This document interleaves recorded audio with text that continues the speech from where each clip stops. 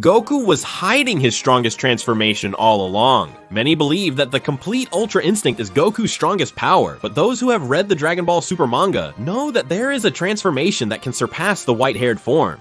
To understand this, you don't need to read the manga or get into the mind of the creator of Dragon Ball, because I'm going to show all the pages where this more powerful form appeared, as well as explain why Goku hid this transformation when he faced Gohan in a friendly combat in the last chapter. Even if Gohan was as strong as Goku's white-haired Ultra Instinct, Goku's most powerful transformation in the protagonist's last serious fight is an unprecedented variation of the Ultra Instinct, called Ultra Instinct Shin, which, translated into English, would be something like the true Ultra Instinct. This transformation came into the story with the aim of changing a bit the concept of the Ultra Instinct, which in the Tournament of Power was developed as a technique/transformation that seeks to calm Goku's spirit, allowing him to rid himself of any combat anxiety and let his body move on its own, creating a reaction speed so high that it was impossible to hit Goku with any blow. The true Ultra Instinct has a very different concept, and it's everything the hardcore fans of Dragon Ball Z wanted for the current work. In Chapter 82, Bardock vs. Gas, Goku fights an opponent his father Bardock faced 40 years prior. His name is Gas, and in the present times, he is as strong or stronger than Goku. Goku left him on a distant planet and returned to the planet where the saga's trouble was occurring, but I won't delve into the story to avoid straying off topic. But to summarize briefly, Whis noticed that Gaz was going to Goku and decided to have a little chat about him through a communicator, where Whis gives tips on how Goku will achieve an even stronger transformation. Goku discovers that Whis secretly attached his communicator to him moments earlier without Goku's knowledge. Goku asks when this happened, and Whis complains, saying that he can't stand Goku interrupting his dessert time. He says this because Whis was casually eating on a random planet until Goku felt that he teleported the villain Gas near Whis and left there with the teleportation. Just like he did with Lord Kai when the sky wanted to explode, you know? But this time, it was really to buy time, since he wasn't tanking Gas. Goku apologized, explaining he only did it because he knew Gas would behave near his master, the Angel. So Whis ends Goku's piece, saying that Gas was heading towards Goku at an absurd speed. Goku is surprised that he can fly through space. His idea was to leave him on a random planet and take off. Whis warns that Gas will arrive in 20 minutes and asks if Goku's training to improve his Ultra Instinct has borne fruit, but Goku says no. This manga section is frustrating because despite Goku's efforts to master Ultra Instinct, he keeps failing and getting defeated by his opponents. Goku lamented that he couldn't keep his heart calm like Whis can, but Whis retorts saying that this is an obvious thing. He explains that he and Goku were different forms of life. So Goku asks what he had to do to better use the Ultra Instinct, and Whis said that Goku had to discover his own version of the Ultra Instinct. And that's when the need for Goku to abandon, perhaps temporarily, the white Ultra Instinct began to arise.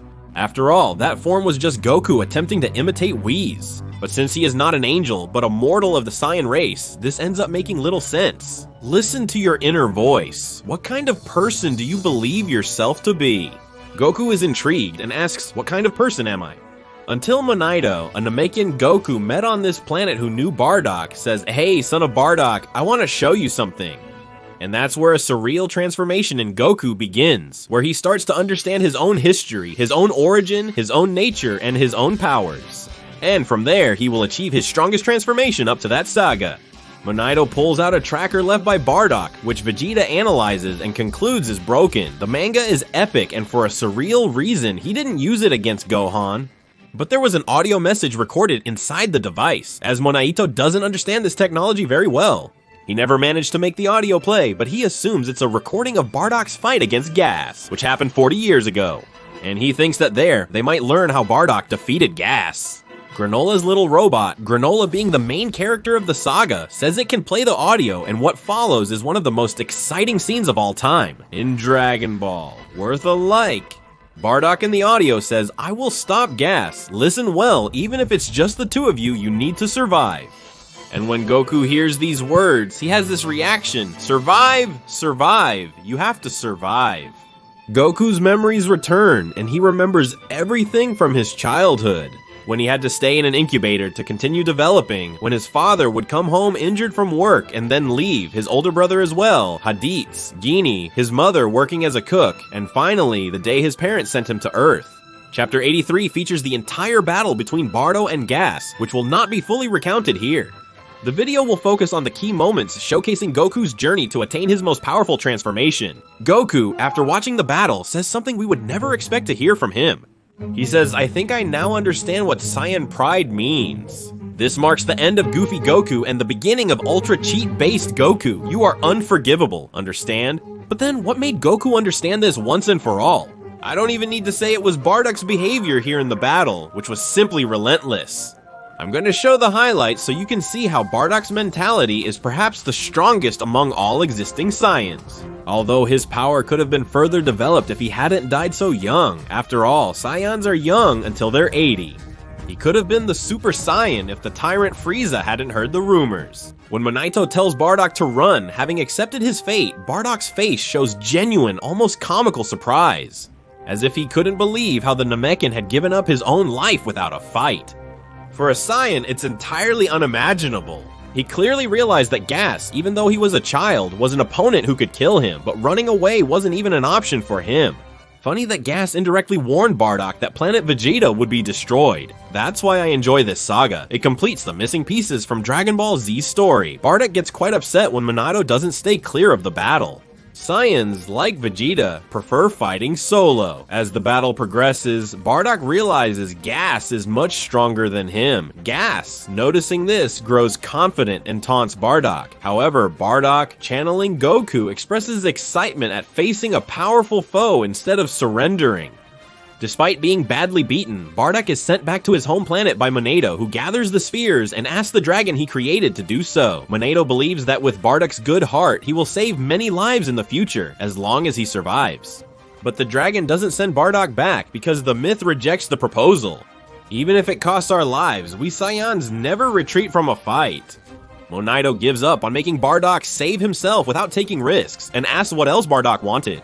Bardock, thinking it was merely a wish on a shooting star, makes the best decision of his life.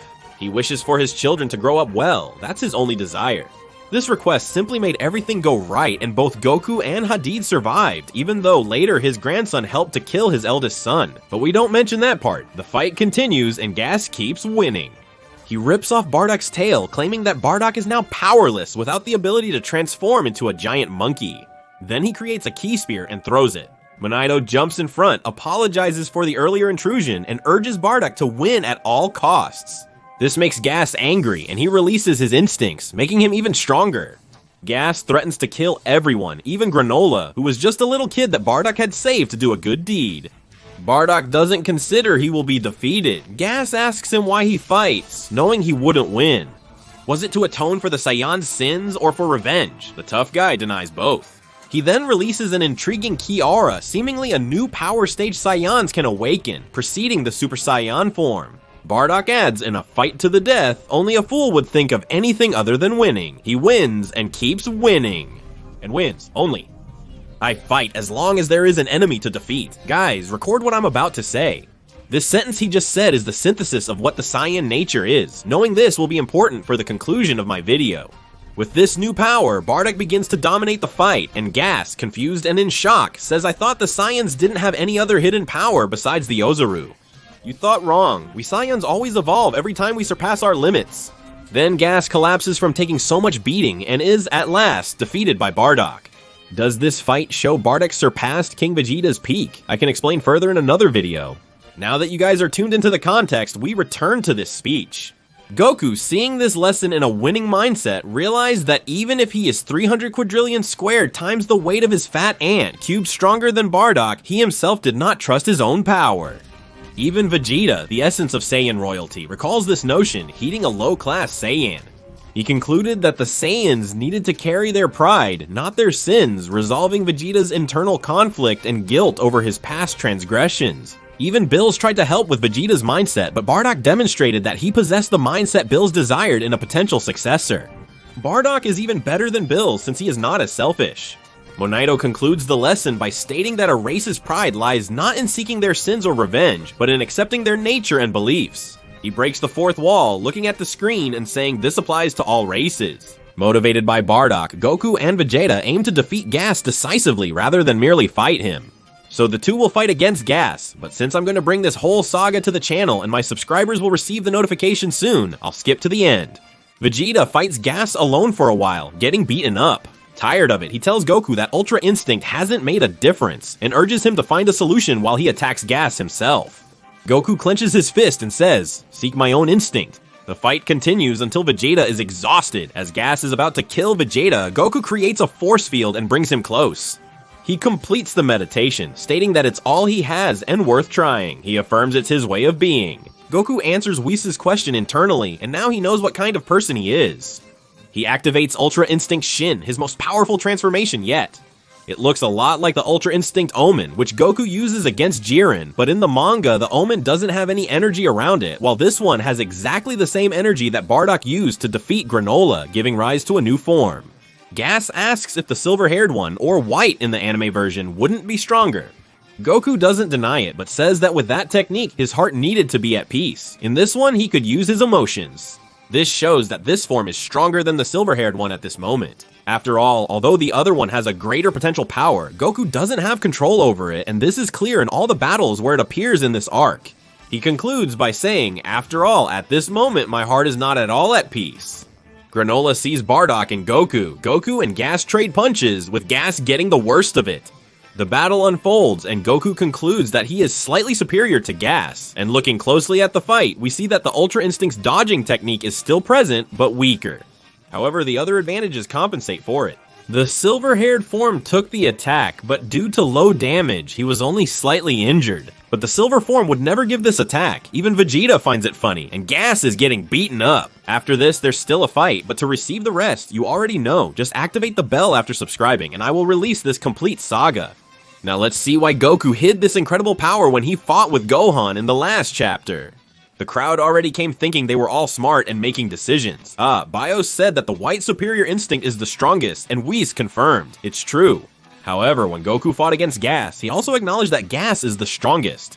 She is the strongest, but as we've seen, she does not surpass the Shin form despite being stronger, due to the issues Goku mentioned. So in practice, Shin was indeed the strongest. The thing is, in the fight against Gohan, Goku didn't need to finish off Gohan. So he didn't need to use the combat style bar. This allowed him to use the white form more comfortably. We don't know if Goku can currently use the white form with emotions as well, but if he can, maybe we can call this current white form Complete Ultra Instinct Shin. He learned it against Getsu of Ultra Instinct Omen Shin, an opponent with an imposing name. But it's better than Super Saiyan God, but this part is just a theory. In a real combat and pressure situation, the only way Goku was actually able to use the Ultra Instinct satisfactorily was the Shin form. And for now, until they reveal whether Goku has improved the white form or not to use his full potential, this form remains Goku's peak.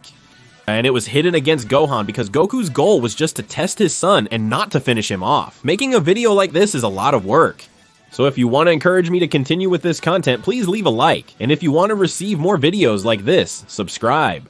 Clicking the screen to watch the full Goku and Gohan fight is free and very helpful. I'm deeply grateful for your support. That's all for now. See you next time. Bye.